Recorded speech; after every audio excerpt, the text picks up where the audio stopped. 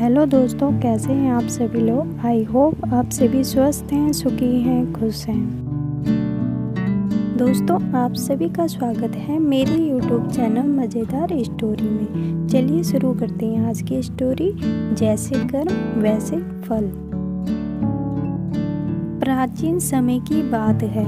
अजबगढ़ नामक राज्य में कुबेर सिंह नाम का एक राजा राज्य करता था। राजा स्वभाव से बहुत ही दयालु था। वह गरीब और बेबस लोगों की हमेशा सहायता करता था। किसी गरीब पर जुल्म होते देख वह कड़ी कार्रवाई करता था।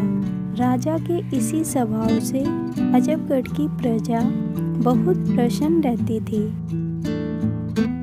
राजा की भी एक ही इच्छा थी कि वह अपनी प्रजा को हमेशा खुश रख सके, लेकिन फिर भी राजा को हमेशा ऐसा लगता था कि उसकी प्रजा खुश नहीं है। इसलिए अक्सर राजा प्रजा का हाल चाल जानने के लिए भेष बदलकर शहर में घूमा करता था और लोगों की राय जाना करता था। इसी तरह एक बार राजा घूमते घूमते शहर से बाहर जंगल की तरफ निकल गया। राजा के सभी साथी पीछे रह गए और वह एक जंगल में भटक गया। राजा ने अपनी चारों तरफ देखा, कोई दिखाई नहीं दिया। वह भूख से व्याकुल था और शाम होने वाली थी। तभी राजा को एक ऋषि की कुटिया दिखाई दी। कुटिया देखकर राजा की जान में जान आई। उसी समय राजा ने रात वहीं व्यतीत करने का फैसला किया। जब राजा ऋषि के आश्रम पर पहुंचा तो वहां एक ऋषि तपस्या में लीन थे और चारों तरफ बहुत ही सुंदर वातावरण था। चिड़िया चहक रही थी, पेड़ों से रस भरे फल लटक रहे थे और वातावरण बिल्कुल शांत प्रतीत होता था। राजा ने घोड़े से उतरकर ऋषि के समीप जाकर प्रणाम किया। ऋषि ने वह आवाज सुनकर आंखें खोली तो एक सुंदर नौजवान युवक को सामने पाया, जिसके मुख से तेज झलक रहा था। राजा को देखकर ऋषि सब कुछ समझ गए। राजा ने ऋषि से रास्ता भटक जाने की बात बताई और वहां रात गुजारने के लिए अनुमति मांगी। ऋषि ने राजा को रुकने की अनुमति दे दी और राजा को खाने के लिए स्वादिष्ट फल दिए। जब राजा ने उन फलों को खाया तो राजा को वह फल अत्यंत मीठे और स्वादिष्ट लगे। राजा ने इससे पहले इतने मीठे फल कभी नहीं खाए थे। राजा ने ऋषि से फलों के इतने मीठे होने का कारण पूछा। राजा की यह बात सुनकर ऋषि ने कहा, यहाँ का राजा दयालु और न्यायप्रिय होगा। वह गरीबों की सहायता करता होगा। वह प्रजा के दुख दूर करने वाला होगा, इसलिए यह फल इतने मीठे हैं। लेकिन राजा को इन सब बातों पर यकीन नहीं हो पा रहा था, पर राजा इन बातों को झुठला भी नहीं पा रहा था।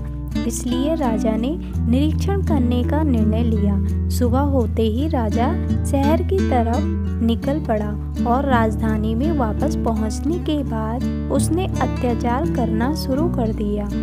उसने प्रजा पर कर बढ़ा दिए।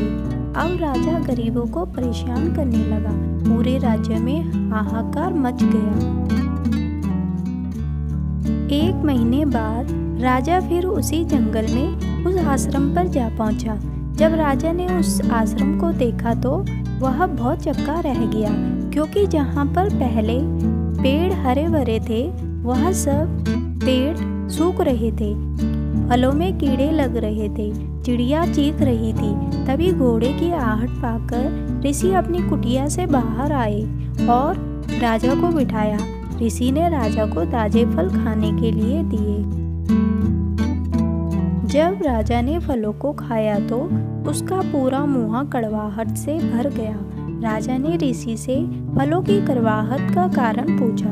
राजा की बात का जवाब देते हुए ऋषि ने कहा, अब यहाँ का राजा बदल गया है, जो प्रजा को दुखी करता है और प्रजा में कड़वाहट फैलाता है। इसलिए सभी फलों का स्वाद कड़वा हो गया है। यह सब देखकर राजा बहुत प्रभावित हुआ और ऋषि को प्रणाम कर वापस लौट आया।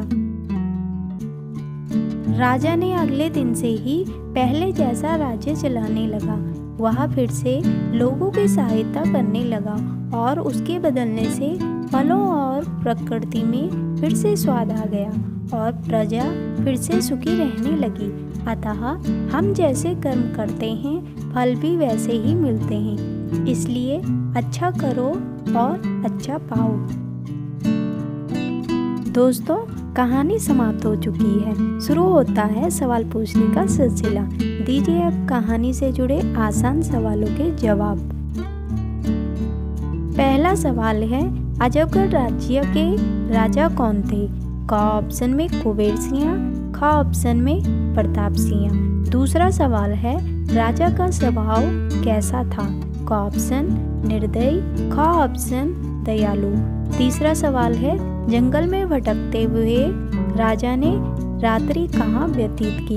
क ऑप्शन जंगल में, ख ऑप्शन ऋषि के आश्रम में। तो दीजिए अब इन आसान सवालों के जवाब। दोस्तों, यह स्टोरी आपको कैसी लगी?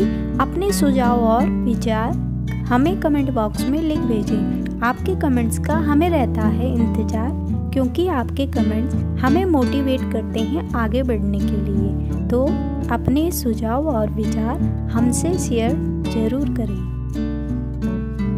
दोस्तों, वीडियो आपको अच्छी लगी तो लाइक एंड शेयर कीजिए और चैनल को सब्सक्राइब कीजिए। साथ में बेल आइकन प्रेस करना ना भूलें, ताकि अगली वीडियो का नोटिफिकेशन आपको टाइम पर मिल सके। तब तक खुश रहिए, स्वस्थ रहिए और सुखी रहिए।